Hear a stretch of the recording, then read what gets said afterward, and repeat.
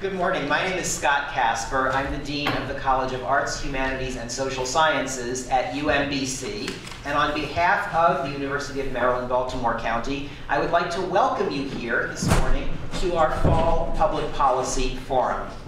I'd also like to welcome you to the Columbus Center, a facility that is owned by UMBC and it's home to our Institute of Marine and Environmental Technology. I'd especially like to welcome and recognize Russell Hill, who is the director of IMET. Thanks for being here today, and thanks for sharing this wonderful facility with us. UMBC, as many of you probably know, is a major university, major research university, located about 10 minutes from here. We have 11,000 undergraduates and about 3,000 graduate students. And within UMBC, the College of Arts, Humanities, and Social Sciences is the largest college. We offer 30 bachelor's degrees, 16 master's degrees, and 6 PhD programs. Some of these are offered at the universities at Shady Grove in Montgomery County. Our college comprises more than 270 full-time faculty members, more than 4,500 undergraduate majors, and 1,300 graduate students. And I would add that our School of Public Policy is the largest of our graduate programs. The college awards more than half of UMBC's undergraduate and graduate degrees, and also offers teacher certification programs. Well, when I talk about the College of Arts, Humanities, and Social Sciences at UMBC, I typically talk about 3 things that make us distinctive. The first is that throughout our college, faculty and students are breaking down the traditional boundaries between academic disciplines, asking questions that cut across fields. The second is that our faculty and students are always engaged in research, in asking questions and doing research of many sorts, ranging from artistic to social scientific, to answer those questions. And the third is that we are the hub at UMBC of civic agency and civic engagements. Civic engagement. We are where students learn what it means to be citizens in the society that they inhabit and will inherit. We are where they work closely through internships, through all kinds of partnerships with city, state, and federal agencies, nonprofits, corporations, and other organizations in order to deepen their engagement in the world that we live in. And I'm thrilled to be part of the forum today because I think that the School of Public Policy and our topic today about sustainability really represent all 3 of those hallmarks, breaking down the boundaries between ideas and disciplines, using research to answer questions, and engaging deeply in the society in which we live. Our School of Public Policy, which is hosting today's event, offers a Master of Public Policy degree and a PhD degree. Its areas of focus include urban policy, which is the topic of today's forum, along with education policy, health policy, public management, and evaluation and analytical methods. I would like to acknowledge our co-sponsors, the Center for Urban Environmental Research and Education, also known as CURI, UMBC Sustainability Matters, our campus-wide commitment to sustainability, and our Department of Geography and Environmental Systems. I would like to recognize also Katie Miller from the Office of Baltimore City Councilman Jim Kraft. Katie, thank you for being here today with us. A couple of housekeeping matters. The restrooms are to the right. Please help yourself to coffee at any point throughout today's forum. It's right out there. The last 45 minutes of our event today is devoted to questions and answers, so please hold your questions until then. We are fortunate to have an outstanding panel of sustainability experts and practitioners with us this morning to share their research and their experiences. I will introduce our moderator, Dr. Eric Ziemering, and he will introduce his fellow panelists. Eric is Associate Professor in the Department of Public Administration in the School of Public and Global Affairs at Northern Illinois University. He studies collaborative governance in cities and local governments. His book, Collaborative Strategies for Sustainable Cities, Economy, Environment, and Community in Baltimore, investigates how sustainability is defined in Baltimore. Eric received his PhD in political science from Indiana University and his BA in political science from Aquinas College. During the winter semester of 2014, he was a Fulbright visiting research chair in governance and public administration at the University of Ottawa. We are welcoming Eric back to Baltimore today because from 2011 to 2014, he was an assistant professor in our own School of Public Policy. And with that, I am delighted to welcome Eric to the podium.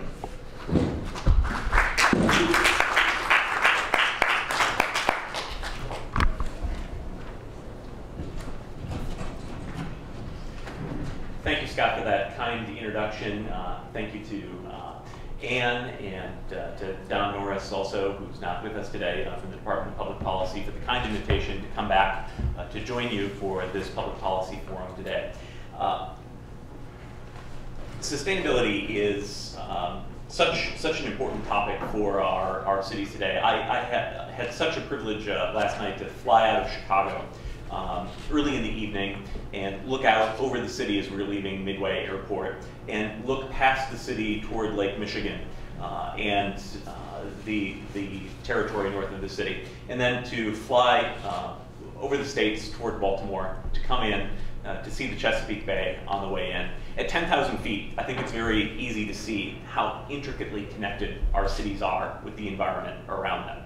And I think sometimes when we're on the ground within our communities, we may lose that direct contact with the environment, and we may miss the really critical connections that we have between our cities as dwelling places and the environment that surrounds us. So it's so wonderful that UMBC is giving us this opportunity to focus on the important connections between how our cities grow and develop and how they manage and are part of the environmental resources around them. We live in an urban and an urbanizing world today. The UN reports that over 54% of the world's population lives in urban areas. And in the United States, that number, which includes metropolitan areas, is over 80%.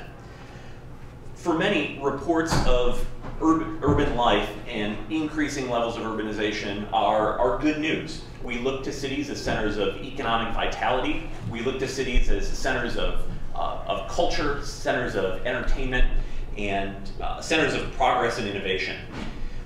But for other cities, including Baltimore, we see challenges in growth and development. We see cities that have been great, have amazing legacies, but also cities that are striving to attract growth within competitive metropolitan regions.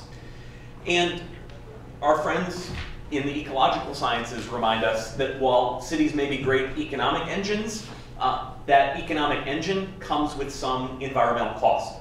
The notable ecologist William Rees, for example, describes cities as entropic black holes, which is not the most complimentary description of the city, if we like to think of them as centers of innovation and growth engines.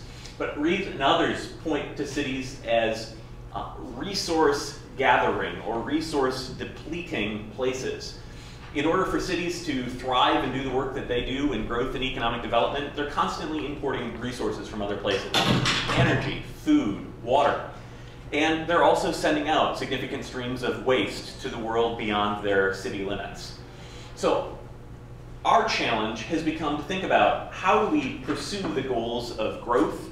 How do we pursue vibrant, innovative, and thriving places while also accounting for this connection between the city and the environment that's easy to see at the 10,000 foot level, but maybe difficult to see on the ground level when we're going about the day-to-day work of economic development within communities. So it's my privilege to address this challenge with you today. My time in Baltimore was important because it was a wonderful opportunity for me to talk with the many people working in this city to make economic development work and to make local quality of life work well. For many years, there's been a dialogue at play about sustainable development in contrast to just development. Since the late 1980s, cities around the globe have been concerned with integrating a prosperous economy with strong environmental quality and thriving civic life. It's often described as a triple bottom line for evaluating outcomes. This perspective, I think, is shared neatly by Jacqueline Carrera, former director at the Parks and People Foundation right here in Baltimore. She notes, "I think of it as social, economic, and environmental components to a system being in balance and supporting one another. In everything that we do," she describes the Parks and People Foundation, "whether it is youth development on the recreation side of the house, or tree planting and community forestry, whether it's watershed restoration, we always look at the goal of that work is to leave a system of strength within the community." And I think the dialogue about the environment and economic growth coupled together is important because many interested in sustainable cities today are not just interested in promoting new environmental policies that they think are important for the health and well-being of our communities. They are not just pursuing environmental goals. They're pursuing environmental goals along with growth because they believe that ultimately coupling these things together will add strength to our communities. And this is not just a view shared by organizations like the Parks and People Foundation that have missions directly related to the environment and environmental assets within communities. We see the goal of sustainable development in the work of many community development organizations within Baltimore. Examples include observations like, "Our work is about revitalizing existing urban areas, and there is no greater practice of sustainability than that in my book." Or, "Baltimore often has a lack of community, and I think a big part of sustainability is building community because we're not going to be able to do anything on our own." In the discussion about sustainability today, the emphasis on community building, I believe, battles earlier depictions of tension between economic growth and the environment. This headline was in the Baltimore Sun in late 2013. It emphasized that environmental regulations, had delayed work on Harbor Point development plan. I think this news headline is symbolic of the dialogue that we frequently see when we're talking about cities and the environment. To the extent that we give attention to the environment, certainly that attention will in some way slow down our goals related to growth and innovation and our efforts to improve the quality of urban life. This is a dialogue that advocates of sustainable development are trying to shatter and change and transform. The tension between economic development and environmental protection is not necessarily inherent. Indeed, research by Kent Portney and others suggests that the cities pursuing sustainability initiatives, the cities that are taking new effort to think about resource use and energy use, and to integrate the environment into their operations and economic development plans, those cities seem to be also among the most economically prosperous places within the United States. So between 2012 and 2013, I had this great opportunity to talk with many people in Baltimore, some of whom are in the room this morning, about what are the most important things that Baltimore can do in order to be a more sustainable city. And the quotes that I just shared for you that relate to community building and improved civic health, I think shine through in many of these conversations. Baltimore has an Office of Sustainability in the city, which we'll have an opportunity to hear more about and learn about their work. And there are many really important things going on in Baltimore, I think, in the category of sustainability. We can look at transportation initiatives like the Charm City Circulator that provides new opportunities to circulate around the downtown to encourage people to move away from automobile use, particularly for short trips from one side of town to another. We can look at work by groups like Blue Water Baltimore and other neighborhood groups that stencil near drain sites to discourage people from littering within their neighborhoods and encourage people to think about the intricate connection that they have to the Chesapeake Bay as an environmental asset. We can also think about the tree canopy, which is robust in some parts of Baltimore and lacking in other parts. We can think about organizations like Tree Baltimore that is working energetically to plant new trees, particularly in the neighborhoods that have low levels of tree canopy. Here, I'd also like to acknowledge the important work of the Jacob Frantz Institute and the Baltimore Neighborhood Indicators Alliance that provides us with important data about environmental disparities across various parts of the city, including the map showing the tree canopy here. But when we're having a conversation about sustainability in Baltimore, I think those environmental initiatives for many, many people cannot be separated from images like this, which shows a scene of despair and abandonment in some of the neighborhoods within the community. For many, the discussion about sustainability and a thriving environment is intricately linked to the problem of population change. For Baltimore, a critical goal for the last few years under the current mayoral administration has been the attraction of new residents and the attraction of new residents to their urban core. And sustainability for many organizations working in the city is a goal complementary to urban growth and growth in the urban center. So scenes like this on the right, abandoned homes, can be targeted through various economic development initiatives. But I think many communities view economic initiatives, jobs training programs, and economic development efforts alone might be insufficient to address problems like this. Instead, we need to think holistically about cities as communities and as places to live. As I asked the question, what are the most important things for Baltimore to do in order to be a more sustainable city? I had this conversation with 85 different people within the community. I asked them to sort through a variety of policy priorities that are present in the city's discussion about sustainability. And people went through a systematic process. It's a method we call Q methodology. And they sorted the things that they identified as the most important initiatives and the things they identified as the least important initiatives for the city to pursue in the interest of being a more sustainable place. Through statistical analysis of these statements, we can see that there are some separate views on what it means for Baltimore to be a more sustainable place. Certainly there's a group that takes an environmental emphasis. They place a priority on things like protection of the Chesapeake Bay and reduction of greenhouse gas emissions. They would like to see more environmental initiatives at play within the city. So too, there's a group focused on sustainability as urban rebuilding or as urban redevelopment, regenerating the urban core. For this group, revitalizing city neighborhoods is critical. And reducing urban crime is part of the discussion on urban sustainability. This is an item that often takes people by surprise in a discussion about sustainability because we often don't associate crime with the dialogue about environment in place. But for many in Baltimore, this item came up high on their list of things that need to be addressed in the interest of the community being more sustainable. And there are also those in Baltimore who think about sustainability in terms of social justice and civic health. They emphasize things like promoting partnerships, expanding job training, and advocating for the rights of disadvantaged communities. Now, I think the risk is when we separate out the different priorities that different groups have related to sustainability goals, and as we look out at the landscape of organizations in Baltimore working on sustainability, we risk seeing fragmentation. We risk seeing environmental groups doing really interesting and critical things on the environment, but not thinking about how that's attached to economic development. And we risk looking at economic development or community development organizations and saying, well, those are very important initiatives related to neighborhood revitalization, but it's hard to see how that relates to community building or to the environment.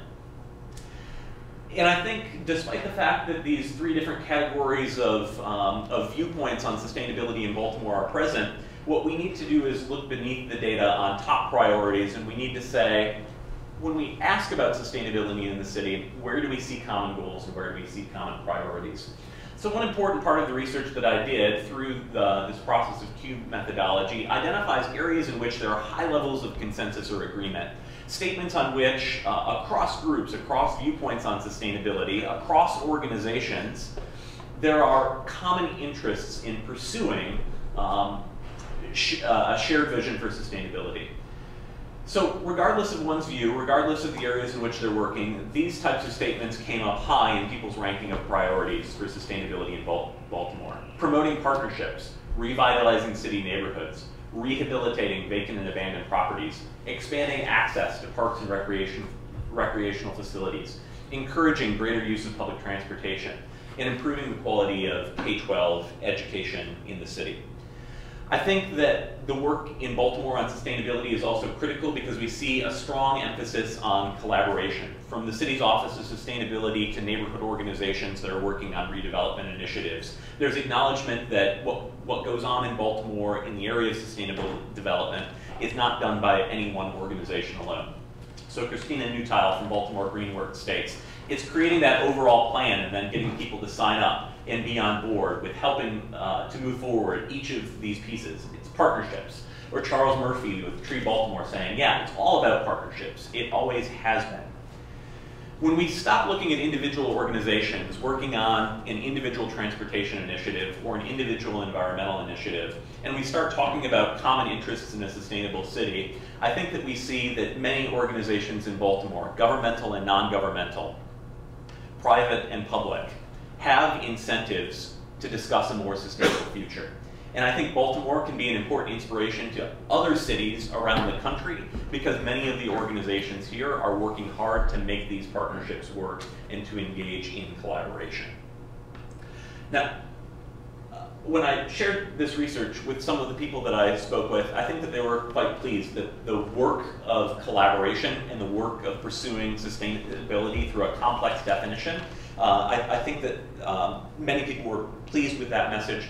And many people were happy to see that acknowledgement for the hard work that's going on in Baltimore. But I think that for cities like Baltimore that are making progress on sustainability and taking sustainability seriously, I think that we also need to take great care to not rest and to not sit back. Through interviews with city officials in Ottawa, I identified a common concern that we find in cities that have taken sustainability seriously for a period of time. This particular civil servant shares, it's almost as though sustainability has burnt out from the public psyche. They don't want to talk about it. And so the whole notion of sustainability, I think there's a minority of residents today that even think about it. As a result of them not thinking about it, there isn't really a pressure on our municipal councilors. I think internally, we're doing things, but it's designed or is driven on an economic internal imperative for staff to know that if we don't do something, we're going to completely wipe out the ability of departments to deliver things. When we look at survey data from the International City-County Management Association, we find that the sustainability initiatives that cities are most likely to undertake across the country are those that have what are called co-benefits or economic benefits for the city. Environmental initiatives were very popular after the passage of the American Reinvestment and Recovery Act in 2009 because there were financial incentives to pursue those energy initiatives and there were clear economic benefits or budgetary gains to be made in cities if they invested in something like energy efficiency. The caution and the problem that we need to be aware of at this particular point in time in our dialogue about urban sustainability is, will the energy for sustainability run out? Will sustainability plans that have had community support, that have brought people together for shared vision within communities, will those plans take a seat on a shelf in a planning office or worse yet, a web page somewhere on the city's website, never to be addressed or never to be thought of again? The civil servant here in Ottawa strongly expresses that fear and that concern, and I think this is a concern that we would see in many of our communities across the country. Was sustainability a passing fad? Was it an idea that will burn out and not energize continued collaboration? To that end, I think that it's very important that we need to discuss strategies beyond green. And I say strategies beyond green because many of the cities that began talking about sustainability took a few quick hits in interesting environmental programs. They added a few energy initiatives. They did a few things to signal that their city was giving new attention to sustainability. They thought the environment was a priority. But once they did those things, once they processed through their Recovery Act energy initiatives, or once they did a few things to enhance recycling, they didn't continue on the sustainability agenda. They haven't done the work that's going on under the scenes in Baltimore to build partnerships across community organizations, to make sustainability something that is owned by more than a department within City Hall. So Baltimore can continue to be a model for the rest of the nation in this area in the development of partnerships. In Baltimore, I think the city benefits from having a number of public intermediaries, organizations like the Parks and People Foundation, like Blue Water Baltimore, like Civic Works, that are highly engaged in bringing organizations together out in neighborhoods around the city to pursue sustainability initiatives. And if we look to the business literature on sustainability, we see the notion of embedding sustainability in strategy. This is work by Chris Laszlo and some of his research collaborators. To embed sustainability, there's an acknowledgement that beyond those individual environmental initiatives, we need to have a conversation about how sustainability is critical or central to our ongoing work. How do we transform fundamental processes within the city in order to make the city more sustainable. So rather than adding new recycling initiatives, how do we change the culture around litter and waste within the community? I think for Baltimore and other communities, we also need to acknowledge the importance of ongoing political commitment and clear political vision. Many people in Baltimore acknowledge that Sheila Dixon's departure from the mayor's office was a critical juncture for sustainability in the city. And mayoral vision for sustainability is important for the work that's going on, not just in City Hall, but for how organizations in the community talk about sustainability. For Mayor Rawlings Blake, attracting new residents to the city has been an important goal, and the organizations working on sustainability within the community, I think, recognize that. So in Baltimore, at this particular political juncture, I think we also need to ask, what will the future political vision for sustainability be? How will future leaders in the city talk about sustainability? And I think perhaps most importantly, cities face the challenge of engaging the value action gap. That is, many of us, including myself, say that we value the environment. We're willing to do things to be more friendly to the environment. We're willing to sacrifice certain comforts in the interest of the environment, yet we still drive our favorite sport utility vehicle and consume a fair amount of fossil fuels and use plastic bottles perhaps more often than we should. Again, self-admittedly, this is a challenge for all of us, but for large cities, when we pack a lot of people into dense urban spaces, I think one of the biggest challenges we face is how do we engage the value action gap, and how do we make sustainability a commitment, not just for City Hall, not just for community development organizations or nonprofit organizations working on the environment, but how is sustainability going to become a driving priority for all of the public so that we have thriving, productive cities.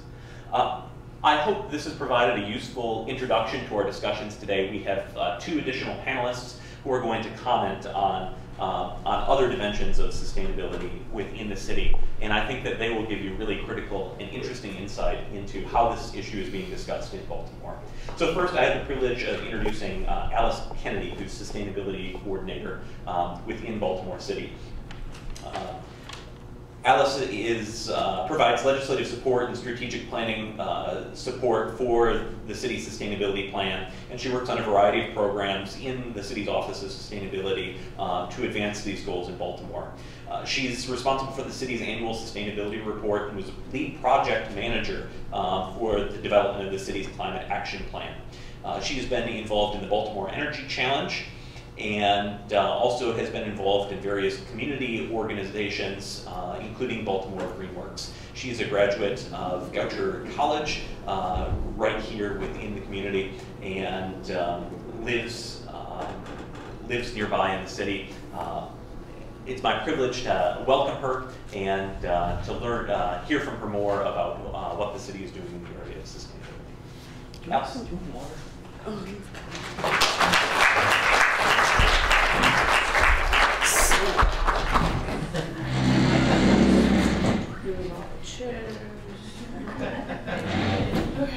So I'm doing things a little bit differently. So I'm not giving you something to look at on the screen. So we can just look at this thing, and then I'll be talking to you a little bit about what we do within the city of Baltimore in terms of integrating sustainability into city government, which is a little bit broader. Eric did a great job. I know that when he was putting things together for his work, he did a lot of interviews across the city, interviews with people in our office, as well as a lot of the different partners and partnership organizations and businesses that we work with across the city. I'm going to give you a little bit of background and history about the Office of Sustainability and what we do, and then give you a little bit more detail in terms of some specific projects, programs, and how we actually get things done. Because I'll say right now that I look at my job and the members of our office and kind of what we are. If you want to talk about integrating sustainability into city government, I look at ourselves as sustainability ninjas. We quietly and pretty quietly, and sometimes behind the scenes without you even knowing, actually make things happen and move things along and have an impact. Because The way I look at it is I'd actually like to work myself out of a job, because I don't want it to be something that I'm okay if the Office of Sustainability disappears, because then I've done my job in terms of making sure that the principles of sustainability are looked at across all different facets of city government as well as what we do. So it isn't actually a specific word. It may be a fad word, but my goal would be that people just understand that when they're making decisions about new development projects, or making decisions about community engagement or policing policies or whatever we look at, that they actually just pay attention to the triple bottom line and remember that people, planet, and prosperity can play a role in everything. So I'll kind of lead with that, and then say that the office started and opened in, let's see, we were created in 2008. And we also have in the city, we have an Office of Sustainability, but we're also really lucky that we have a 21-member mayoral appointed Sustainability Commission. And this is a great, fun thing for us. Actually, one of my colleagues is in the office who works with the Planning Commission, and the one thing about the Sustainability Commission that works well is that it's basically mayoral appointed. It's a little bit of on the outside. As staff, we're kind of inside as part of the administration. It gives the Sustainability Commission a little bit more room to push, to ask some questions, to hold some people accountable. And their main function when they were created was actually to create the city's sustainability plan. So back in 2008 and 2009, they did that. They went out, we had sustainability ambassadors across the city engaged in the process, and the staff worked on gathering information, and together we created the city's sustainability plan, which was adopted in 2009. 7 chapters, 29 goals, 131 strategies. I could rattle them off for you, but I will save you from that. I will tell you that some of the goals and strategies in the city's sustainability plan are fairly lofty. Some of them, we honestly will say, are never going to be attainable, which is one reason why, how many years later now, it was 6 years later, we're actually undergoing a process right now of reviewing the sustainability plan and updating the sustainability plan. So if anyone's interested, next Tuesday from 4 to 6, the Commission on Sustainability will have its monthly meeting and is starting the review process looking at our pollution prevention chapter, and looking at kind of what we said we were going to do, what did we do, what else do we have to do, and kind of answering about 7 questions that's going to be leading us over the next year in terms of an update to the city's sustainability plan. We immediately out of the gate back, and I should also say in 2009, the Sustainability Office consisted of 2 people. Beth Stroman, who's the director of the office, and at the time Sarah Zaleski, who was Sustainability Coordinator, who was in the position that I am in now. And now our office has grown tremendously. We are up to, if we include, we're up to 12 people, and that includes our food policy division. Chapter 3, our greeting chapter, goal number 3 is all around food, and we have one of the first food policy directors in the country and a very robust food policy program and plan, and we include that within our office and are really making great strides on that. So we've grown in a very short time, very quickly. And that's one way that we've integrated ourselves into city government. But we have done that in a lot through grant funding, not necessarily general funds. We find ways to get grant funding and then try to finagle and switch things over to general funds as we can. And our focus is pretty wide because we adopted the sustainability plan, got off the ground running. Our first program that we kind of looked at was the Baltimore Energy Challenge, which is a nationally recognized community-based social marketing peer-to-peer network around energy conservation and energy savings. That launched in 2009. It's still going strong to this day. If anybody is interested, Monday at 10 a.m. on the cobblestones in front of City Hall, we'll be ribbon cutting the Baltimore Energy Challenge Mobile Energy Education Center, which is actually a tiny house. It's really cool. You guys should come and check it out. And that was actually a combination of partnership with Civic Works youth build. And so we have job training wrapped into this, where youth build students and teams actually constructed the tiny house mobile energy education center off of architectural plans, and all of that team is now placed into jobs. And we have 3 of them that can get off work on Monday to come and be part of the ribbon cutting. But that's just an example of something in terms of how we're looking at incorporating not just the environmental aspect, but it really looks at what we're doing for the social and economic aspect as well. And we're actually starting discussions. You know, I personally just like tiny houses. I think that tiny houses and a tiny house development in the city of Baltimore would be really awesome and offer. See, I already have people that are ready. See, I just need to go back and say, I have people that buy Anthony. I'm telling you, Anthony's a planner in our land use division in the planning department. So he walks around thinking that some of my ideas are a little bit crazy. I actually asked the fire marshal in the meeting talking about tiny houses, because I have to figure out and make some changes to building code and fire code. Zoning we're pretty good on. We figured that out. It's building code, fire code, and some other minor issues. And I'm looking at this actually as a way for affordable housing and as a poverty alleviation and homelessness prevention. Not necessarily homelessness solution, because there is a segment of the homeless population that I don't think would benefit them to be in a small home, in a box. But we want to be able to provide additional affordable housing options and have something that can be innovative in doing that.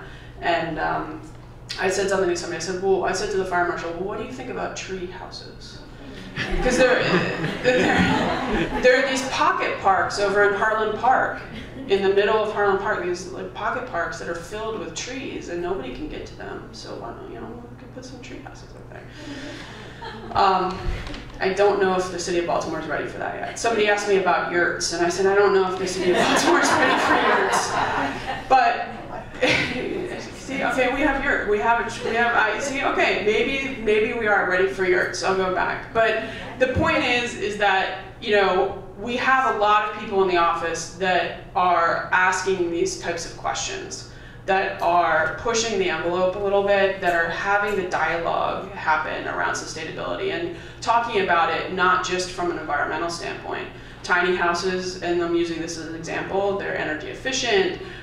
They go towards a sharing economy. They go towards resource, and definitely encouraging people to think about what they're purchasing and what they're. I often wonder if people that actually live in tiny houses, if they don't just have a huge storage unit at the U-Haul somewhere or a pod. But it really starts to have the entire dialogue of all the different aspects of what it takes, right? And we are pushing the envelope on a lot of those different topics. And it's not just about the environmental aspect and the resource conservation, but it is about a social aspect. What can we do about poverty prevention, poverty alleviation, affordable housing, different populations within the city? What's the economic driver? How could that be attractive to different developers in the city, and what the economic and tax base and increase for residents can be. So it's looking at all different aspects of it.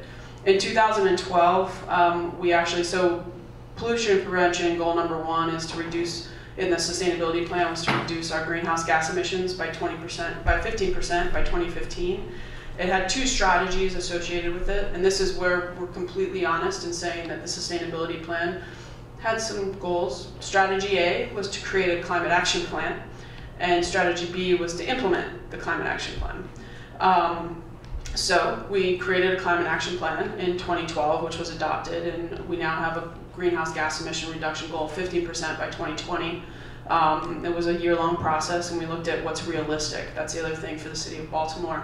I have a lot of colleagues across the country. The city is one of the first participating cities in the Urban Sustainability Directors Network. I'll be at their annual meeting next week in Minneapolis. And there are cities like Berkeley, 80% greenhouse gas emission reduction.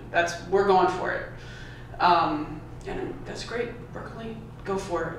But that's not realistic for where we are. And they're really realizing themselves that that might not even be realistic for them either. So we have a modest goal reduction, but we have some pretty strong programs in there that we're looking at. So it's not just looking at energy reduction and kind of the meat of the matter. I mean, 79% of our emissions come from our building stock in the city. So it's definitely something that we're looking at, which is one reason why the Energy Challenge is such an important program for us. The Baltimore Energy Initiative is a program that Mayor Rollins Blake launched. We have a 3-year, $52 million energy conservation program in the city of Baltimore that was a windfall from heaven thanks to a wonderful corporation named Exelon deciding that it wanted to merge with Constellation. And we have a lot of different partners. Wes is here from the Green and Healthy Homes Initiative, and that is one of the key areas too, where we're looking at what can we do in terms of partnerships that doesn't just look at the energy reduction, but how are we affecting people in their home in terms of their health and their safety, in terms of asthma reduction, fall prevention for seniors. We have a weatherization program where we've braided in not just doing energy savings and energy reduction, but we've partnered with Johns Hopkins. GHI has been a part of this, where we look at what we can do for fall and safety prevention for seniors so that they can age in place in their home, in their community in Baltimore, where they've lived for years. Baltimore is unique. We have over 225 communities. Each of those communities has anywhere from 1 to 5 to 10 separate little community organizations. And you have people that have been there for years and want to stay. So how can our programs and partnerships as city help them stay? And that's one of the big things that we look at.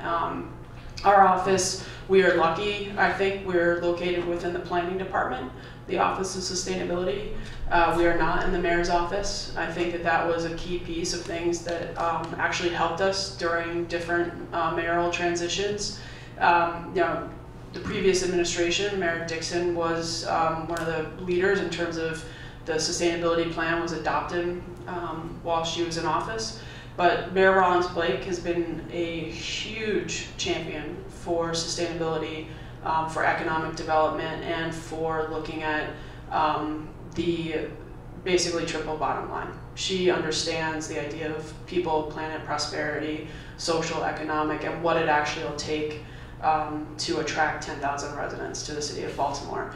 So it's been under her leadership, we've not only adopted the Climate Action Plan, we adopted our Disaster Preparedness Project and Plan, which is our climate adaptation plan, as well as our hazard mitigation plan for the city.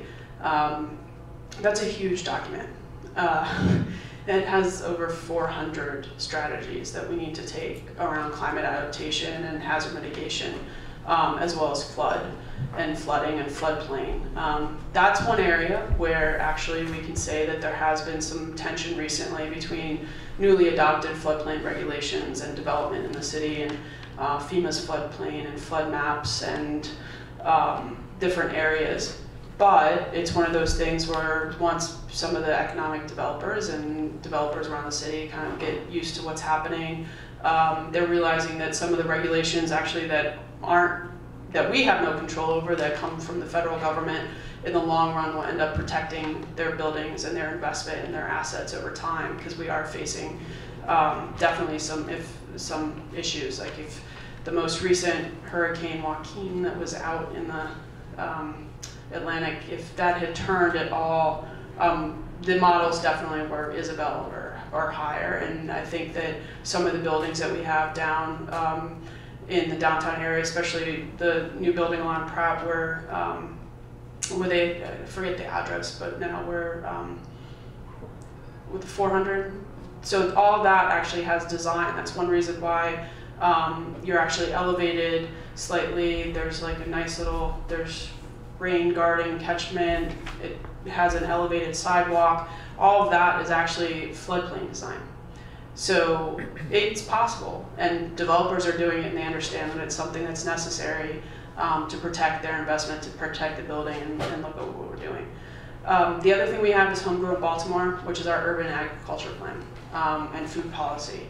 We actually, so Eric, you had lovely picture of some vacant and abandoned buildings in the city of Baltimore, which exist. We all understand that they're here. The mayor's Vacancy to Value program, this is an area that Mayor Rawlings-Blake launched, and we're now celebrating, I think, the 5th year of Vacancy to Value, coming up with a big event.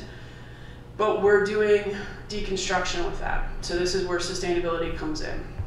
Not only are we, the Office of Sustainability partnered with Humanum and job training and details, and we now have one of the first deconstruction programs and job training programs in the country. People are looking at us to say, we're not just taking a wrecking ball and tearing these buildings down, but we actually are deconstructing. We did the first block over on Eager Street, which there's a blog that you can go look at all the pictures and the fun things where the buildings came down, the bricks were scrubbed and palleted on site, the wood was sorted, nails were taken out, and that was then sold to different organizations for additional use. Furniture, home building, bricks were used for different aspects. Some of the bricks were sold to an organization, I think, out of state. So we're looking at all facets: job training, reuse of materials, what we can, not put into the landfill and not send to Bresco to be burned. So it's basically, can we starve Bresco, possibly? Which is the incinerator down by the casino, you see, where we burn 80% of all of the city's waste. All of our municipal waste goes to Bresco. We get energy from it, but it would be nice if we could starve that a little bit. So we're looking at all facets in a number of our programs. The deconstruction is one. We have a new program called Waste to Wealth, which the deconstruction program is part of that. So we're looking at waste to wealth incubators. What can we do in terms of composting? What could we do in terms of additional deconstruction projects in Baltimore? Mayor Rawlings-Blake, just announced this week that the deconstruction program is something that is no longer in pilot stage. It is integrated into what we're doing in terms of the demolition, deconstruction of vacant homes within the city of Baltimore. We have the Growing Green initiative, which has involved communities in terms of when we're taking blocks of homes and removing the blight and the eyesore. Involving the community in terms of, we have a green pattern book that was developed in partnership with the U.S. Forest Service and the field station, actually at UMBC and Morgan Grove. And what can we do in terms of offering communities a pattern book of options for that new green space? What do they want? How are they engaged in the process? Community engagement is a big piece for us. It's been a big piece for us from the beginning. We have principles in the office, which are translation, engagement, and inclusion. They kind of go across everything that we do. And the Green Pattern Book, the Growing Green Initiative, is one of those areas where we're actively figuring that out and looking at that too in terms of when we're removing blight, what can we do that's going to be community engagement, what do they want, and then what goes to actually then help create vibrant green spaces that can be assets to the community and assets for additional businesses and economic development, residential development for the community as well. And that's also looking at different maps. And we work every year to put out our housing typology map and looking at different areas in terms of the real estate market, strong, weak. But where are some of the areas where we have blight, where we can actually remove the eyesores, which are the pictures that exist, and that people cross, well, that's the wire, it's like when you talk, it's like they see the wire and they see different shows and they think that that's all that we're dealing with. And we have so much more that we're dealing with. We have peer-to-peer engagement programs. There's one, stay tuned, that will be launching in the next week and a half around trash and litter. If you're interested, come on out to Library Square over on the east side on the 24th at 10 a.m. and you'll hear some fun and exciting stuff. So it really is, and our philosophy has been, what can we do across all different aspects? And the new program that's launching on the 24th around waste and litter has a peer-to-peer community-based model that also talks about the connection of waste and litter and trash to crime and reduction in crime. the energy challenge back in 2009, we incorporated a special CFL light bulb specifically so it could be used in your outside porch light, because we knew that one of the reasons why people weren't leaving porch lights on was because of the energy use. We incorporate that so that now people understand that there's a connection, and that was back in 2009. We can help communities become safer, we can help change the dialogue in communities by using sustainability issues and get them talking to each other, which actually increases community engagement, which increases you knowing your neighbor, which increases people watching out for each other, which increases the vibrancy of our communities, which then increases the attractiveness of our communities, which increases the sustainability, which increases everything across the board. And in the end, therefore, the sustainability ninjas have done their job. And it's just automatically happening.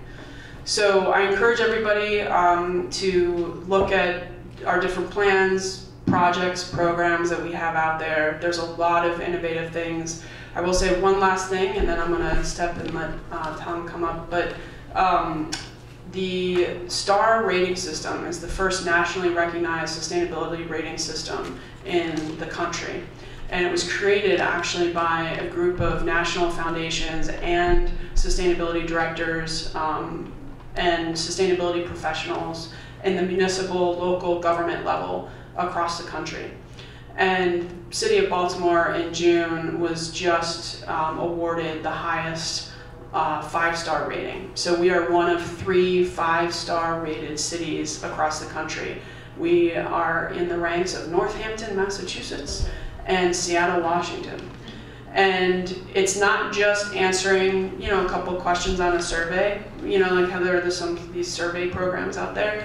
We actually took a year-long process, and we had to answer and report on over 500 metrics across everything from health and safety to equity and empowerment, poverty prevention, alleviation, health and safety, the built environment, land use zoning, and I encourage everybody to look at that. And if you do Google STAR framework, it comes up. But that's just one of those things where it really is encompassing of all the things that Eric talked about. And it's not just about environment. And it really is broader than what people say about people and planet and prosperity. And it just goes to show how much of a stride Baltimore's taken. And the public partnerships are huge, because that's just not just for city government. We get credit for everything we do. I actually was talking with Tom's staff at one point, because there's a huge piece about economy and jobs, and not just green jobs, because it's not just about green jobs. It's about all jobs. It's about all education levels. It's about everything we do in the city. So I encourage everybody, and that's something definitely that is something to be proud of, because everybody has had a part of that. Thank you.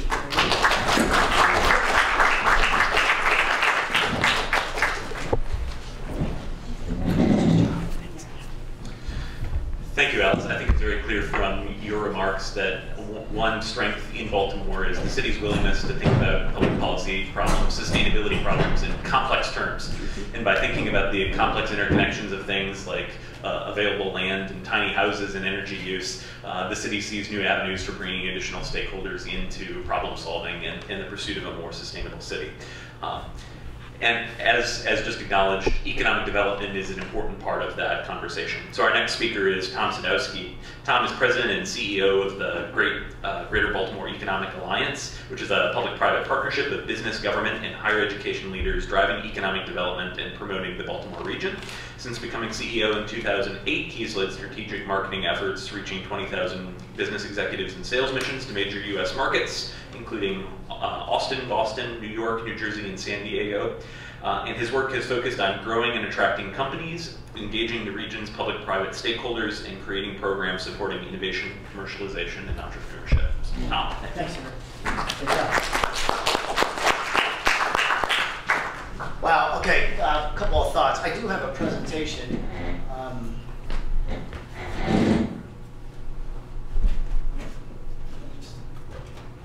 There we go. A couple thoughts real quick before I get into the slides. One, Scott, Ann, thank you very much, our friends from UMBC, for not only putting this, this great event on, but inviting me to come and speak. Eric, for validating a lot of what I was going to say. I think sometimes it's better to be lucky than good. I think I got real lucky in that a lot of the themes that are presented here kind of coincide with a lot of your research. And Alice, for your tremendous work with the city. She's a terrific partner. It is really about partnership anymore.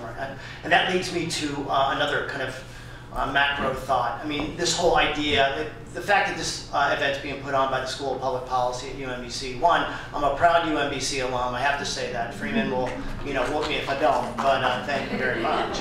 And I was a political science major and public administration policy certificate holder. So it was a very important part of my education. It launched me into my career. I actually work in the field that I chose to study. There was an internship that I was able to get through UMBC, but they're doing tremendous work. And what I think the important theme is relative to public policy is that it is really about the balance of interests. We can't just merely, we've been very fortunate to have forward-thinking mayors that have made sustainability a priority, but we can't afford, as people in the community stakeholders, to just sit around and wait and hope that our elected leaders are going to possess that kind of vision and execute on things that are important in our communities. We have to make sure that we're working to help drive those discussions and participate in those discussions. So the School of Public Policy in general, it's all about the balance of interest and coming up with what I like to call win-win scenarios. There are a lot of examples and major public policy initiatives when you have this us versus them element that comes about. And that leads to a failing in public policy initiatives. There are many examples of that we can get into maybe in the Q&A session. But it is really about that win-win and engaging people as part of the execution and the development of the solutions that improve our community. It really is that thing that helps unite and not divide us. This is a clicker that hopefully I can figure out how to use. It is also, this win-win element is really kind of the founding construct of our organization. We are a public-private partnership, industry, government, higher education leaders, all collaborating together for the benefit of the region's economy. Our mission is to market Baltimore as a world-class region in which to live, work, learn, and invest. Live, learn have been added to this mission over my tenure as CEO over the last 8 years because it is really about quality of life. Economic developers always typically like to think that everything relates to economic development. Well, economic development is infused in other things. It's not the thing. It is a part of our overall aspect of improving our communities. So with all these stakeholders around the table, we feel like we have this unique ability as an organization to really drive positive change and improve our community. For the sake of brevity, I wanted to summarize some of these points. Economic developers aren't all about paving the bay, right? I mean, it's like too many times I come into a room and it's like, oh, that guy's just a capitalist, or it's all about, whatever.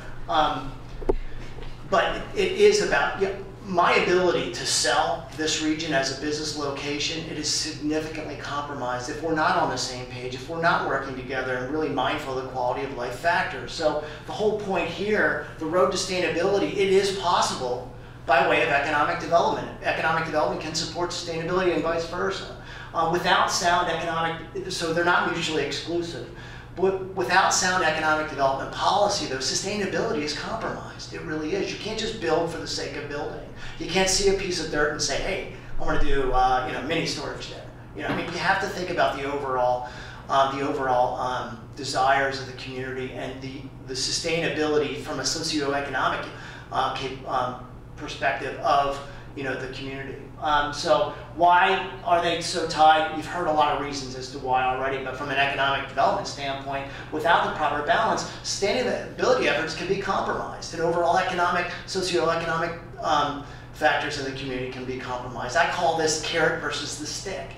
You come at businesses or you come at residents with a stick, you're not creating that win-win scenario, that engagement piece that you really need to make it all work out. You heard Alice talk about a lot of the benefactors of some of what she's doing, and coming from the corporate sector. Community activists, people getting involved. If you're coming at them with the stick, it's going to be a heck of a lot harder to get them engaged in quality sustainability and economic development efforts. 2, resources are scarce. again, government can't afford to fund all the work that they're engaged in doing. They just can't. Now is the time, and we'll get into this a little bit more in the slides that follow, now is the time when partnership is really key. And the availability of private equity is there, and corporations want and are charged with making reinvestments back into the community. So making sure government is allocating its resources and time in an effective manner and encouraging partnerships is really important. 3, present infrastructure, public facilities and services, they should have some priority. We can't fund economic development or sustainability for just the benefit of those two and forget about the existing infrastructure that exists, because that is really the key thing. If the lights aren't going on, the toilets don't flush, if your communities aren't in a good state of repair and maintenance, that really hurts our ability to attract, retain residents, encourage businesses to invest. So we need to be mindful of our existing infrastructure and service needs. If we just keep plowing ahead on new ideas and new exciting initiatives and forget the other aspect of it, it catches up to us really quick. And then finally, community engagement is essential, as I said. And if we lose that war for talent and the ability to attract business and encourage businesses to invest here, our ability to develop and encourage sustainability efforts is really going to be significantly compromised. Just going through a little bit more detail here. The balance, it really needs to be incorporated, sustainability and economic development. Economic development and sustainability, they really need to be one and the same. And I think that, again, thinking about encouragement of environmentally sensitive and focused initiatives within your economic development policy is really important, because who's building these buildings, who's installing a lot of these green roofs?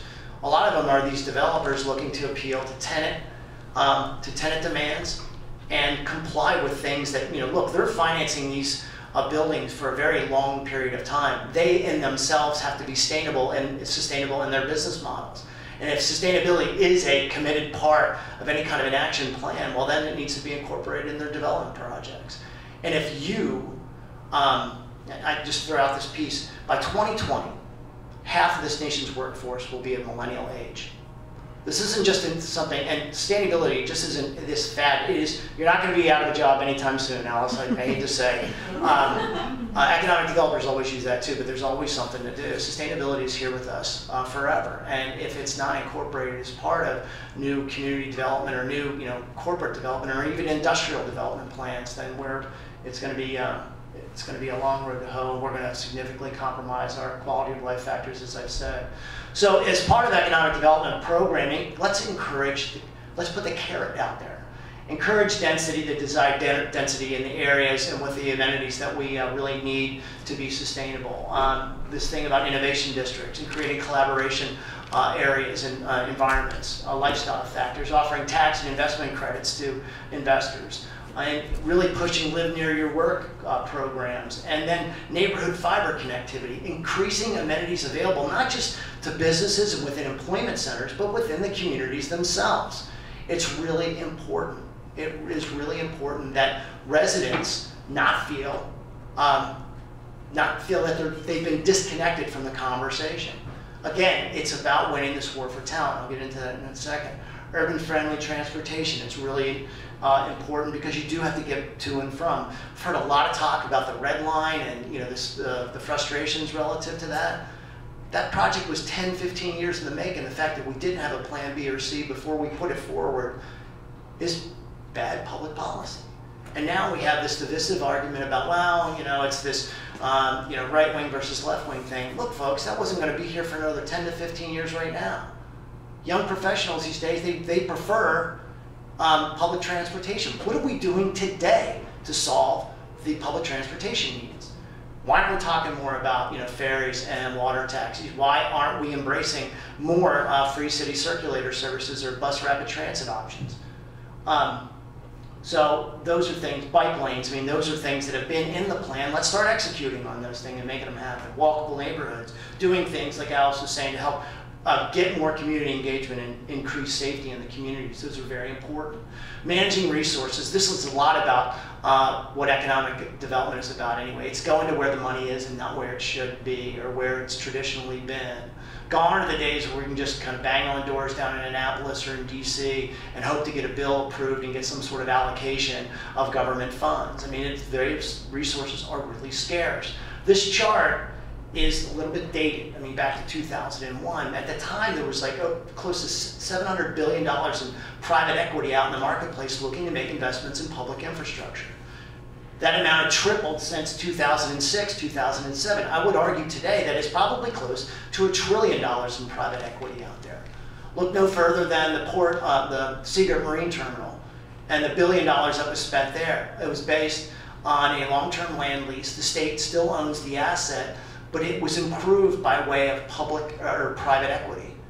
That kind of a creative public-private partnership was able to pull off something really important to this region's economy without an expenditure of public funds. Those examples, I mean, in solving transportation issues, in managing and improving water and sewer infrastructure, we can't not continue to keep up in the water rates 10, 15% every year on residents and businesses. That's not sustainable practice. We can't continue to navel gaze over the creative solutions of, that will bring a high-speed fiber connectivity to her and hope that Google or Verizon are shaming all these other big corporations into maybe coming in and writing a big check. It ain't gonna happen that way. It is just not gonna happen that way. Guess who owns the right-of-way where all the fiber exists? The city. Wouldn't it be a great creative solution to put it out for bid to a couple of lease access to that right-of-way to private sector, service providers. Make them part of the solution. Too often in public policy, I think as you all well know, it's about who gets to say it was their idea or whose legacy is created by way of creating this initiative. Let's, come on, the win-win, folks. Get back to the win-win. Where does that exist? So when in a time when resources are scarce and budgets are constrained, the great work that Dallas is doing and working with the corporate sector and finding ways to get them involved to help fund initiatives, get their employees involved, that's the way of the future. And where the money is in the private sector. Infrastructure, again, how can we be sustainable if we have failing public transportation service? If our water and sewer systems are antiquated, failing, busting up through city streets. I know it's a hard thing to maintain. The jokes are, oh, well, that pipe, got a lot of ROI out of that pipe. It's been 40 years since it last burst, right? I mean, it's kind of funny. I mean, it's a joke, but when you're late to work and it shuts down city services, I mean, it's tough. There are so many, being a chief elected official, I think, is the toughest job in the world. For like the last 30 years, it was about making decisions about what to give away. Because budgets were a little more and more flush. The resources were there. Today, it's about what to cut. It is such a thankless job anymore. So we as a community have to help look for those win-win solutions, identify sources of revenue and investment that are sustainable, and really be mindful of ROI and the business case. I always focus on that term, the business case. It can't just be about thinking up new ways, creating markets that don't exist.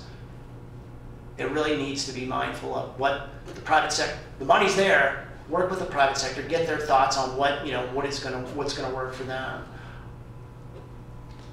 Because if we don't, again, it's gonna limit our ability to generate revenue, sustain our population goals and our current population base, and continue to engage people in the solution, which is the premise of the whole last slide here. Ultimately, as I had said, it's a question of fundamental priorities and partnership. It's so important to engage our residents. Last year, over 164,000 residents in the greater Baltimore region participated in environmental causes. People want to give back. People want to get involved and improve their communities. So let's give them opportunities to do that. Urban Land Institute, 87% of those surveyed said that quality of environment is a top or high priority when deciding where to live. Unfortunately, a lot of folks think that it's government's job to provide that kind of quality environment and to fund it. We've already talked about resources being so constrained with government. That's where good, sound public policy really is needed. working with all various stakeholders to get engaged and make it happen. Overall, Greater Baltimore, we're doing really, really well. 22% growth in young professionals with bachelor degree or higher. You look at some of our peers in that regard. I will say that overall, the attraction and retention of young professionals, we're in the top 3 markets in the country over the last 10 years. All of you come in to pursue your careers, continue education. The other 2 markets are Washington, D.C. and New York, then Baltimore. That's pretty good company. The fact is, we have to keep those residents, those young professionals, those new entrepreneurs, these emerging leaders here. And how do we do that? We make sustainability a priority and economic development inextricably tied. The real interesting thing about that in my job is that when you look at Baltimore and DC, we've achieved this state of equilibrium. Every day, 22,000 people commute from Greater Baltimore to Northern Virginia. And then the other direction, 22,000 people from Northern Virginia into Greater Baltimore.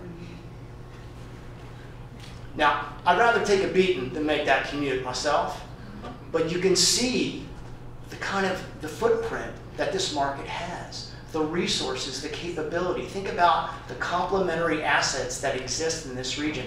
There is no reason why we cannot have one of the top performing economies in the country, if not the world, and have the most green, sustainable, and responsible practices in place at the same time. There's no reason for that.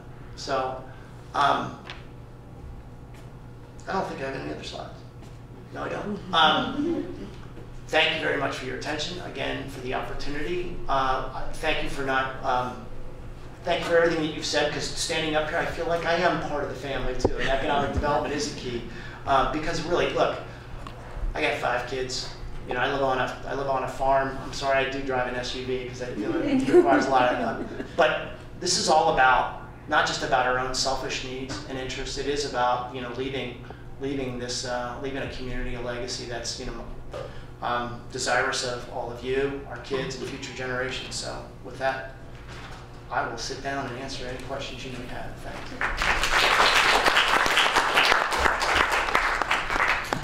So as we're having this discussion about a thriving economy, a clean and productive environment, and strong social communities, I think that it's very clear that your contribution to this discussion is also critical. So I think our panel is eager to hear your questions and your contributions to this dialogue. So in New York City, I noticed that a lot of the private corporations are funding the privatization of parks, such as Bryant Park. And in Baltimore City, you can see that the city can't really manage to maintain a number of the parks. And I was wondering if public-private partnerships like Bryant Park or what's being done in New York City could apply to assets in Baltimore City, quickly thinking of the park system in particular. I guess that, yeah. So actually, I think that there is something that we're looking at right now. There's 2 different things going on around the city and park systems. One is there is a working group that's being put together that is now kind of functioning.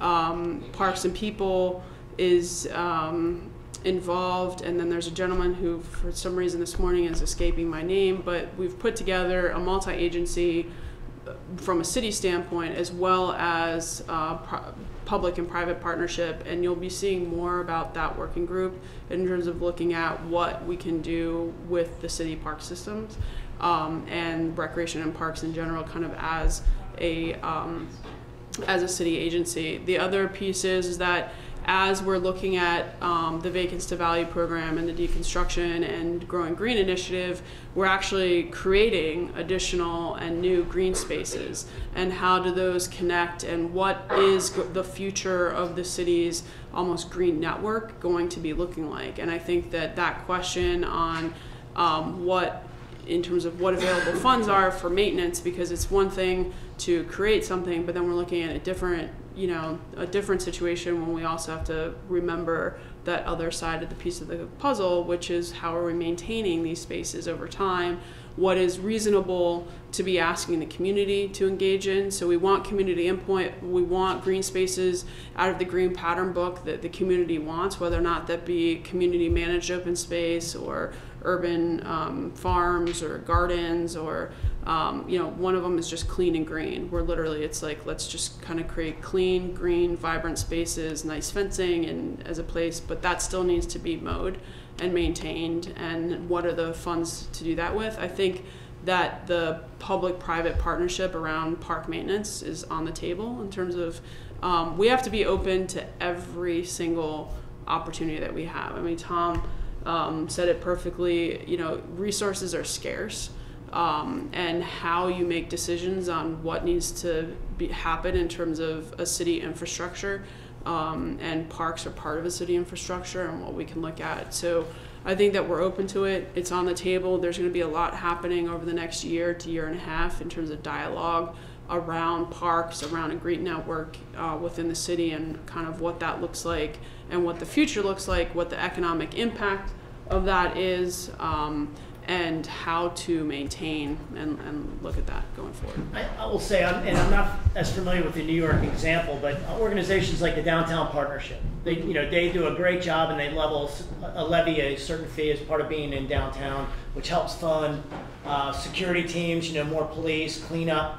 As far as these parks, I mean, having active community associations that can participate as conveners and engagers of community interests, and like working along with the city. And again, it's a big job for the city just to say, okay, we're going to do this park, we're going to do this. Having people on the ground that can kind of help with not only the conception of that kind of an initiative, but then on its execution is really, I think, key, and part of that, the key element of a true partnership. Because if I'm a corporation and I'm just writing a check, I want to make sure that there's somebody delivering on actual cleanup. Well, I just want to follow up. Yeah. Like in Bryant Park, I think Southwest Airlines gets to put their name on on things in the park, and they get some advertising out of it in exchange for their check. Right. Yeah. And if I could follow up on this question also, I think that if we believe in evidence-based policy in our communities, if we believe we're pursuing these things because there are economic, social, and environmental benefits, I think the academic community also has the potential to play a role here. Environmental economists are investing more time in studying the benefits that come out of particular types of environmental investments, and parks, I think, are a very important investment to study. I think that we can do more to understand the externalities or the side benefits that come from improved park infrastructure within communities. So I think this is also an important opportunity to engage the academic community in better investigations of the consequences of those investments for the surrounding neighborhoods, both in terms of economic prosperity and in terms of public health. Another question. I guess my question is sort of a follow-on for this, because I'm seeing also these corporate initiatives in everything, just besides parks. I mean, the big corporations all have these corporate social responsibility plans, and I think they're great marketing plans too. So the one that has crossed what I've seen lately is Microsoft's City Next. I don't know. Yeah, and I can't really make sense of this program.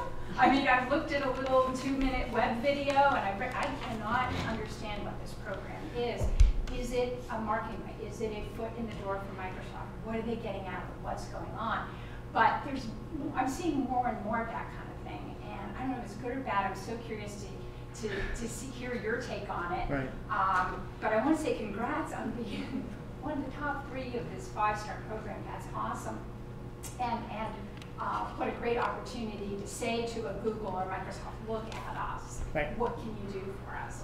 Look, I think you have a healthy sense of skepticism there a little bit, and like, one, your enthusiasm for it, but then is it just to get their foot in the door? Yeah. Look, IBM had a smart cities, program. A lot of these big companies come in. I always love when consultants come in, and what they do is, Brookings will do this. I mean, they're brilliant people, but they come in, they shake up the bottle of Coke, they slam it on the table, it goes everywhere, and then they sit back and they watch it. And you're all intrigued by it, and they're like, you can hire us, we can help you clean that up. And I'm not disparaging. I mean, Brookings does some very thought-leading work, and we source them all the time. But it's kind of what, you know, Microsoft and Google, they'd like to get you all lathered up. Oh, we got to have Google. Well, we don't need Google. We can do it ourselves. I mean, we have the ability. I mean, chasing the bright shiny object all the time isn't sound public policy. It's being really aware of your assets and what your abilities are. I like to come across from a little bit more position of confidence and strength, whereas it's worth it to Microsoft to come in here and invest. Don't make us pay for the privilege. That being said, yeah, I mean, you go down to Charlotte and, you know, I forget the name of the utility company down there, but they're very much engaged in a sustainability effort. And I was just in Detroit last week, and, you know, wow, I mean, coming out of bankruptcy, you know, that was $350 million from the Kresge Foundation, another $300 million from the private sector, and then another $300. I mean, there are a lot of people that want to put skin in the game to improve their communities. Detroit, the beauty there is they have like 13, 14 Fortune 100 companies. Mm-hmm. So that keeps coming back. I mean, Exelon here does tremendous work. T. Rowe Price, tremendous corporate neighbor. Under Armour, what they want to do here and what they're committing to do here, it's tremendous. But I think my view is we got to get it organized. You know, we got to get it organized to have a distinct set of priorities so that we can best leverage that kind of corporate buy-in. Alice, I was very happy to hear about this top 3 rating on the 5-star thing that you mentioned, and this is the first time I've heard about it. I'm not sure if most people had heard about that before, but that seems like a really good news story for Baltimore that warrants massive publicity. And maybe that's something, I know I get a lot of emails from the Economic Alliance. I wrote it down, it's going to be in our... people should know about. Yeah, so that is one of the fun parts about my job, is that outside of acting as a planner and a visionary and walking around randomly being like, what do you think about tree houses? On the flip side, I also act as the communications person for the office in terms of emails, scheduling, PIO type of work, writing press releases, all that good stuff. We did, with the star rating, we did actually have an event that was down in Federal Hill Park back in June, and the mayor did a press event with that, and we did push it out through those channels, and we actually invited a large number, because that was huge in terms of the number of people. But it is one of those things where Baltimore is, and I've been saying this for years, not just around the star rating and what's happening, but Baltimore is inherently the quietest city that is doing some of the best work in the country. And it's one of those things where we sit around, Beth and I have sat around, and the chair of our sustainability commission has sat around. We meet almost every Wednesday at Marie Louise up in Mount Vernon. If you're ever interested in coming and stopping by and being part of a sustainability conversation, drop on by. And a lot of our conversations are, well, why is New York getting this, and why is Detroit getting this, and why is Cleveland getting this, and why is Denver getting this? And we're doing, if not exactly what they're doing, but a little bit on the egotistical side, maybe a little bit better, or different, or just as innovative, and we're not able to kind of push that through. And I think it sometimes is, we're doing a lot of the work, and we necessarily, we got a grant to do some more social media. So if you follow us on Twitter and Facebook, you're gonna see in the last 6 months that's increased a lot, but we had a specific grant where we're helping to pay somebody to do communication. So I think it's one of those things just also about Baltimore. It's like the quiet East Coast powerhouse. One, if I could get that link again, because we'll put it out. 2, if we're not doing that, if you're not telling people what you're doing, they don't know what you're doing. Yeah. And that is as critical a piece in competing for scarce resources today as anything else. You got to give them the reason to want to provide you the resources, because then at the end of the day on the back end, they want to take credit for that too. And we have had national work, so Kresge, we're tied in with Jessica, and so we have national foundations that know what we're doing, some of the national corporations. And to answer the question, there are a lot of local, like Tom said, a lot of local corporations that are doing a huge amount of things. We have a really good relationship with Domino, and some of the other members of the Port Alliance and some of the other larger things. And we're trying to actually figure out how to even highlight those partnerships and what the businesses are doing within the city and how that contributes as a whole. This is also a great opportunity to share that my book, Collaborative Strategies for Sustainable Cities, which is a case study of sustainability in Baltimore, comes out in paperback later this year. The publishers make it a little unaffordable at first in hardcover, but the paperback comes out later this year, and there's a discount flyer on the table in the lobby. I think that when I share examples of what's going on in Baltimore, people are not surprised by this story, because many people observe to me that Baltimore is a big city in a small community. People know what's going on, and if people are working on economic development and sustainability, they know each other and they know this story about collaboration and partnerships. But this is not common in every city that's pursuing sustainability. The nature of the partnerships here, I think, deserves special attention, and it's something that other cities can learn from. I will tell you the other area there where we're trying to seize this kind of Baltimore's connectiveness, this big small town kind of element, is in response to what happened in April and the unrest. And the genesis, the results, the challenges that still remain are felt in many markets, in most, if not all, American cities. And we see this as an opportunity now, because of our relative size and connectedness, to really solve problems. One of the things that needs to be more part of the sustainability discussion is education and engagement of youth, providing skills where they can actually participate in the kind of economic success that we're generating here. So, I think we have two questions right in a row here. Go ahead. So I think a great way to celebrate Baltimore sustainability successes can actually be through monitoring and evaluation. And I read the city's sustainability plan and the most recent report. And I think, correct me if I'm wrong, the indicators are measured with like a series of circles that vary from red to green. That's only a portion of the index. Okay. So we created that, we call it like our stoplight, to give people, so the annual report is one of those things where you have people that are kind of interested in metrics and data, and you have people that are interested in fluffy stories, and then you have people that are interested in just a really quick snapshot of what's going on.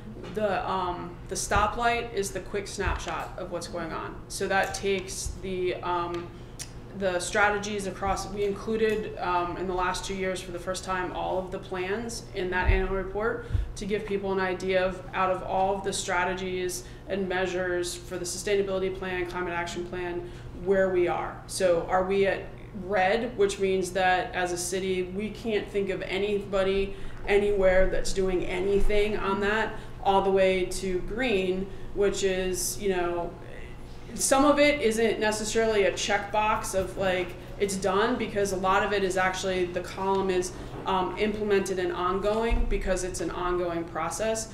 In the annual report, there's another section more dedicated to actual data and metrics in terms of tons of waste collected, miles of streets swept, energy usage across the entire city by sectors.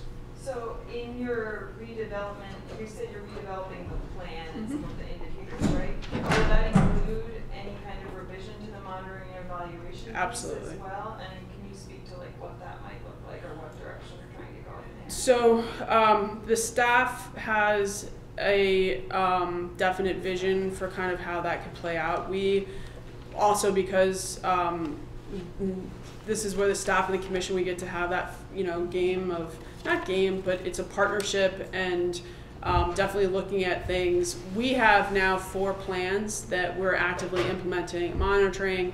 We also went through a year-long process of collecting a ridiculous amount of data for the STAR certification and STAR award. When I say ridiculous, it's not just like, oh, does a do you have a committee about an economic development committee on something? It's, when does the committee meet? What are their most recent minutes? Who is on the committee? Like, it took like the questions and times it by 5, And those actions actually lead to a lot of outcomes, which are really strong outcomes. About, do we want to change the metric from what we do now, which was miles of street sweeping and tonnage of trash collected and what gets burned at Bresco, to do we just want to say that our goal is a trend line of an 80% reduction in total waste within the city by 2050? So that's kind of where we're looking. When the sustainability plan was created in 2008 and 2009, it is common public knowledge that the metrics and the data was a second, it was kind of a second piece of it. I mean, one goal is eliminate litter throughout the city. Well, how am I supposed to put a metric and something to that? And I came into my position, the first sustainability annual report was published, and then I came in starting on the second year that we were doing it. And that was one of the things too, where I was like, we have to, data metrics can drive how we make decisions. It can drive how we engage the public. It's important. And we're looking at this reiteration of the sustainability plan. What are some of those key metrics and data that we want to have as indicators, and then have actions that help support those. So it's almost a flip-flop. It's also kind of the challenge that Alice has in boiling down all this. It's the challenge in any kind of discipline, right? It's like, what's your vision, and then, you know, your priorities. You can't have more than 3 or 4, because, you know, people's attention span are like very short. We're having a hard time. Well, one of the challenges that we face even in a big small town is getting alignment of interests. Everybody has their own, you know, their own particular set of goals that they want to put out there. And then again, resources are scarce. And some of the corporations that support my organization also support the Greater Baltimore Committee. And then they're saying, can you guys kind of get together on some of this stuff? Maybe we write one check. And it's like, some people are receptive to that, others aren't. And then it's like, well, what are the priorities? And it's such a big issue and so many different things that you have to take on. Boiling it down and then measuring from there. I mean, I think, you know, part of the challenge is always like, measuring's great, but then you can get so caught up in the accounting process that you lose sight of what your overall goal was. And are the metrics really kind of responsive to what you're ultimately trying to achieve? So it's a real again, it's another delicate balance. My question goes along with that. Tom was saying, I first want to say though, Alice, you need nunchucks. Gonna be a ninja? Yeah, okay. Ninja, you need nunchucks. I'll find those. Recycled wood. That would be really nice. I could get Sandtown Millworks. That's to make right. My question went to that piece of the companies and corporations in Baltimore. Their goals and their mission are very different from maybe Alice's office. So how do you mitigate those different goals to aligning a vision of sustainability? I would say, because right back to the point we were just discussing, they're not that different. Mm-hmm. And a lot of the corporations are just saying, like when One Baltimore was stood up, and yet at the same time you had the Baltimore Community Foundation saying, hey, we set it up a fund, and then another foundation set up a fund. A lot of the companies are just saying, hey, look, just tell us where to, you know, tell us who to give it to, and they're not that different. I think that it's incumbent upon the community to kind of get aligned and engage them in a way that's very, it's sustainable, you know, to borrow the phrase. I don't think that they're different. I think that they're very, very common. It's just, I think that we have this kind of factioning within the community itself where we need, as a community, to come together and what the common interests are, what the common priorities are. How do you make so it goes back to in Dallas, because I'm a Texan by birth and moved from Houston. That's so okay.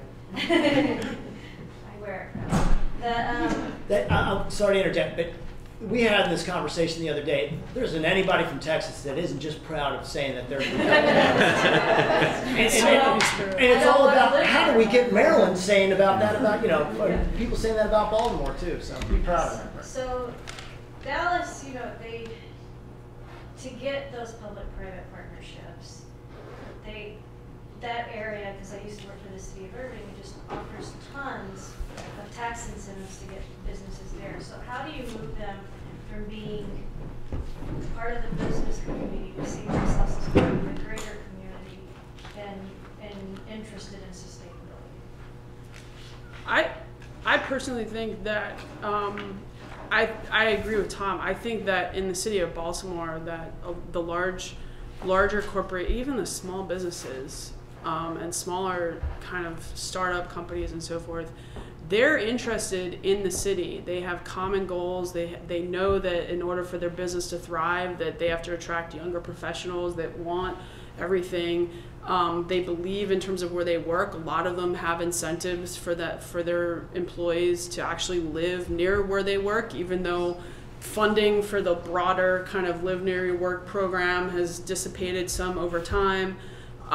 So I think that the common goals are there, and I don't think that just by having, you know, TIFs and some of the larger tax incentives that are sometimes used for large development projects are needed for them to feel invested in Baltimore.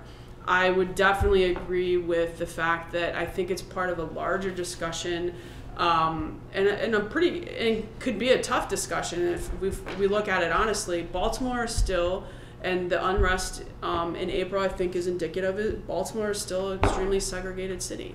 And it's segregated within its communities, and it can also be segregated within its business community. It can be segregated within its institutions, and it's like a Venn diagram of, you know, like the bubble of the circles in terms of continuing segregation. And I think one of the goals of One Baltimore, you know, definitely is to how to try to bring people together so that there is one conversation of how to take resources and direct them to things. So it isn't like, well, I want to write a check, but Tom Wilcox is banging on my door over here from BCF, and then Casey's over here banging on my door for this from a broader youth, you know, perspective.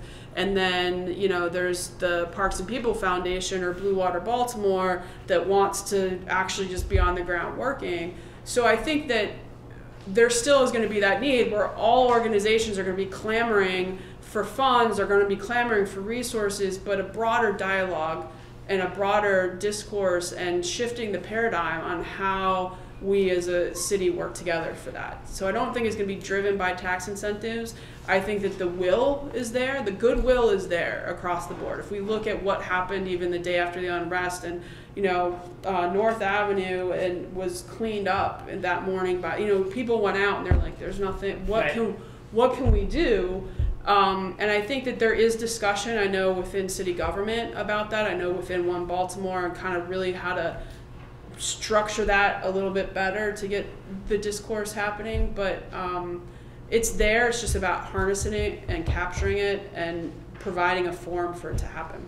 I think policies like, for one, I'm very encouraged by the whole One Baltimore effort, and they really are building themselves so that they're not necessarily working themselves out of the job, but they want to be able to transcend whatever administration is in place, that this is truly a community engaged effort to come up with common, you know, priorities and execution. You know, one thing that it is so divisive, and you look at, like, you know, some of the conversations that occur down in Annapolis. Well, if you cut taxes, then you're hurting education. Well, we want to cut taxes to encourage more business growth. Well, but then you're hurting education. Really, like a CEO really wants to hurt education? They have kids too. I mean, it's, and again, it's not a right or left thing. It is about, you know, the collective good, and not one side possesses all the answers. So we do really have to bridge. TIF is a great example. You know, you get a lot of folks, you know, concerned, oh, Under Armour's going to ask for a TIF. Oh, it's corporate welfare. No, they have a significant amount of infrastructure that needs to be built that the city and the state can't afford to build themselves. So they're going to build it for us. And in return, they're going to, you know, spend $1 billion creating new, I mean, come on, you know, it's not about, you know, again, this kind of a divisive us versus them. Again, sound public policy means working together, come out with that win-win, that ultimate solution that benefits us all. I think the corporate community, one of the things that hurts is that, it pains me to say it, because we still have tremendous, like, headquarter operations and regional operations centers, but the fact that we don't have as many corporate flags flying in Baltimore as we used to have, it, you know, it does kind of comfort. That still does not mean that we don't have engaged CEOs and leaders in the community. But some of the leaders have to answer to CEOs in other markets. Does that compromise their ability to really get engaged a little bit? Maybe a little bit. So Chris Curran, School of Public Policy. I've been struck by all the panelists mentioning the kind of collaborative nature of this, but it seems like one part that hasn't come up is sort of the public-public collaboration. Particularly, it seems like this conversation has been very city-centric, right, about Baltimore. But it's striking that Baltimore is part of, Tom, you kind of alluded to, with the cross-traffic with DC, but part of a much larger metropolitan area. So I'm sort of curious what's either being done or what could be done to bring into the conversation, say, Baltimore County, where this university is located, but beyond that, right, Howard County. And because I think it speaks to a lot of, I think about schools or segregation, much of that is a more of a metropolitan or commuting area problem, perhaps, than it is central to a single city. I appreciate that question. It's something I should have covered. The construct of our organization, it's the public-private partnership, but that means all the county executives throughout the greater Baltimore metropolitan region are engaged on our board. The mayor, Kevin Kamenetz from Baltimore County, Glassman from Hartford, Shue from Anne Arundel, so they all preside on our board, and we do encourage that kind of collaborative discussion. I was also appointed to the Baltimore Metropolitan Council Board, where we're trying to align regional priorities relative to transportation and other policy related. There is that kind of discussion. Funny thing happened last November, kind of blew the whole local political world up, and it's sorting itself out sort of right now. But there is that kind of a regional discussion. We had a dinner Tuesday night in Towson. Out 3 nights this week. My wife's not happy with me, really, but so I could just as soon make that commute to Northern Virginia. Anyway,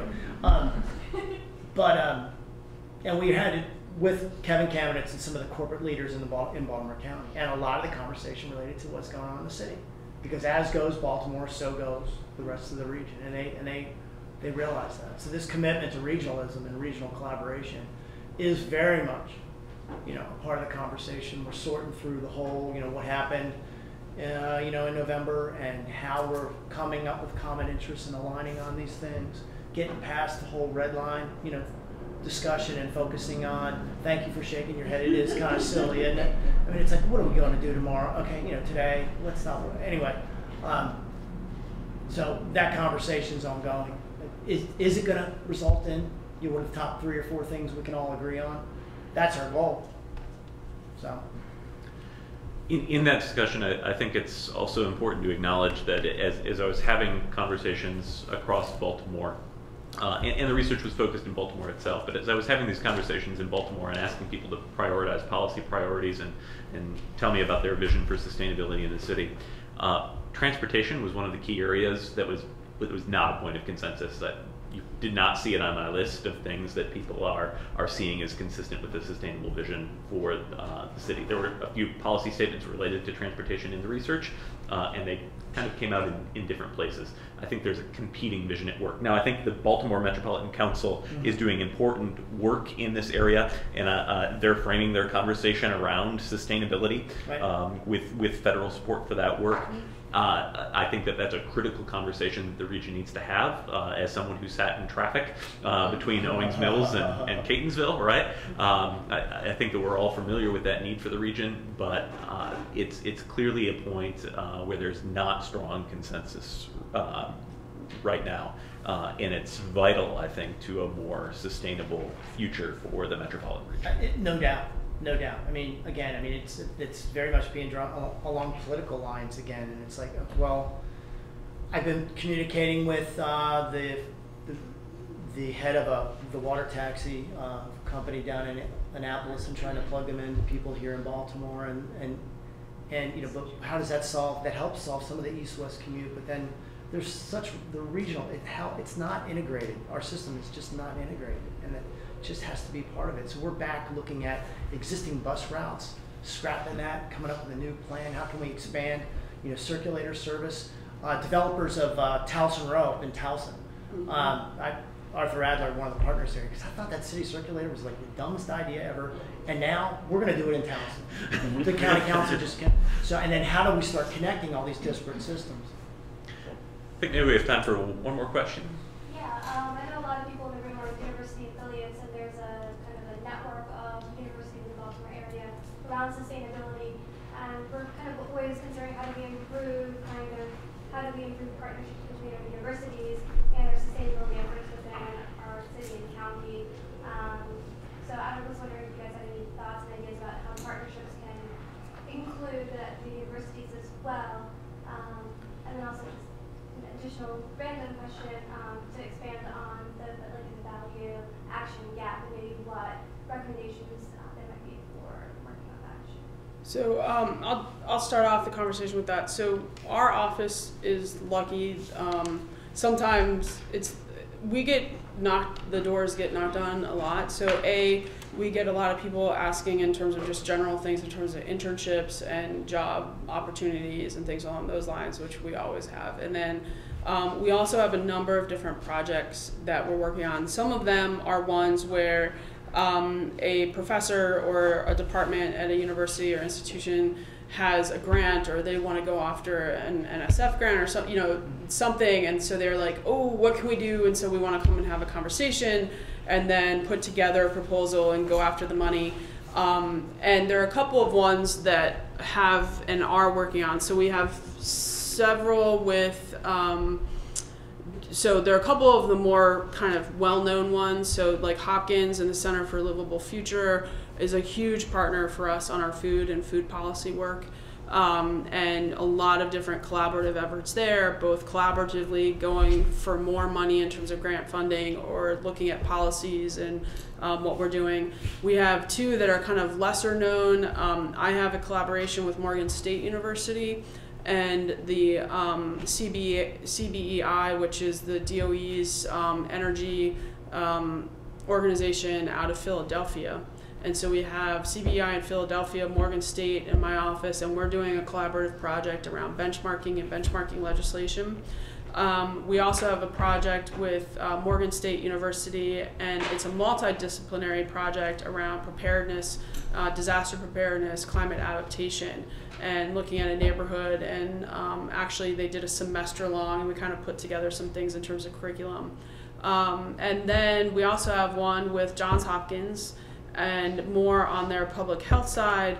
And this is a fun one. It's Johns Hopkins and MICA, the Institute of Art, and our office around heat sensors and heat data in our heat islands, where we've targeted part of our $52 million Baltimore Energy Initiative has been around trees, tree plantings, and increasing of cool roof technologies. And heat islands our heat islands happen to be in some of our more low-income minority neighborhoods in the city. So we've done a collaborative effort with Hopkins and MICA on sensors. So Hopkins School of Public Health and a doctor and Ben, they've kind of looked at the sensors and sensor technology and some correlation to indoor health quality. And then MICA and their school, I don't know if it was the Center for Social Design or one of them, they actually created the design for the heat sensor and are using their fun laser cutter to like cut out the thing and do they wanted me, they showed me how they did it so it could be folded, and I'm like trying to fold it, and I was like, I just want to play with the laser cutter and build models, but I'm like a Lego person.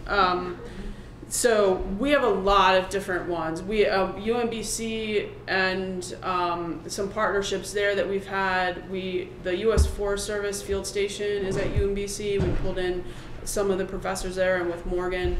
So we're constantly looking. UB, Jacob France and the Baltimore Neighborhood Indicators Alliance, I would probably be floundering in a number of different ways without our partnership with them. And so we really try to engage. We're looking right now in the back of my mind, I'm like, we haven't done anything with Compton lately. So, it's trying to see what's out there. I mean, that's one thing, the Baltimore metropolitan region, we're really lucky that we have a number of really top-notch, high-quality, higher education learning institutions, and how can we incorporate them in the discussion, and multidisciplinary, and it's not, Towson University, we've looked up at Towson because of Darius and some work in terms of economic development and economic analysis. University of Maryland has their environmental economic group. I have to say I'm a Goucher grad, so I try to pull in Goucher as much as I can when I can. So, there's a lot to be out there. I will say a lot of the markets that Eric had talked about, us having visited, going to borrow best practices. A lot of them have been like getting Hopkins in Maryland to talk to Stanford about how they commercialize and launch companies and do research with a business relevant, kind of a mindset. One of the things that we've learned going to other markets is the importance of celebrating success and convening rock stars, and the value of staying hungry and reverse mentors. And as an aging guy, again, you're never going to possess all the answers to all the questions.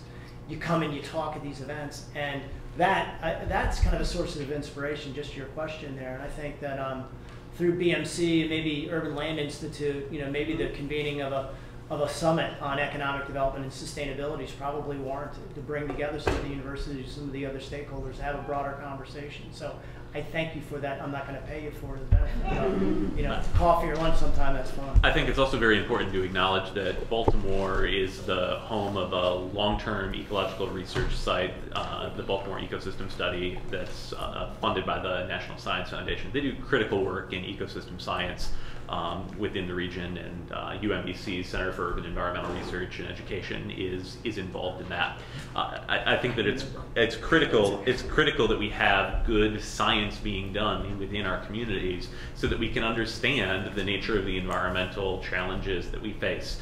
And by being informed by science, we can have better discussions about how we integrate public policy and how we prioritize some of the challenging tasks that Tom outlined for us earlier.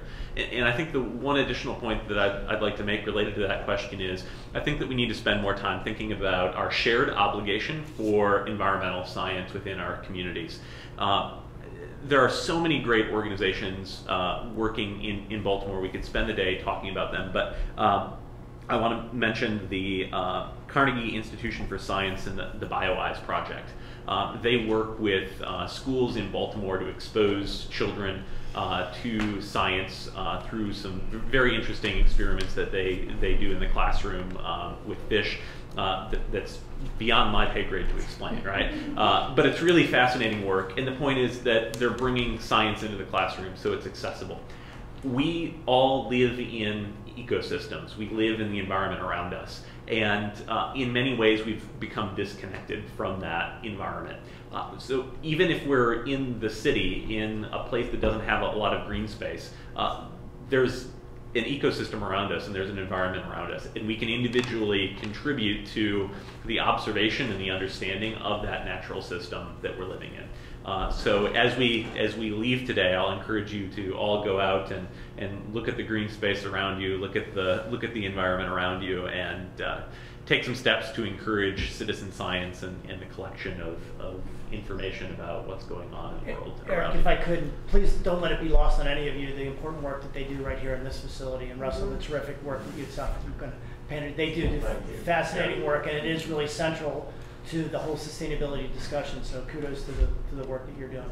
They have some really big fish down there, so you can take them on a tour, it's cool. So I think we're concluding things almost on time. I want to acknowledge Ann Rowland and Sally Helms from the School of Public Policy at the University of Maryland, Baltimore County. I also need to acknowledge that someone left their cell phone at the registration desk. On behalf of the panel, we all thank you for your participation in the conversation today. Thank you.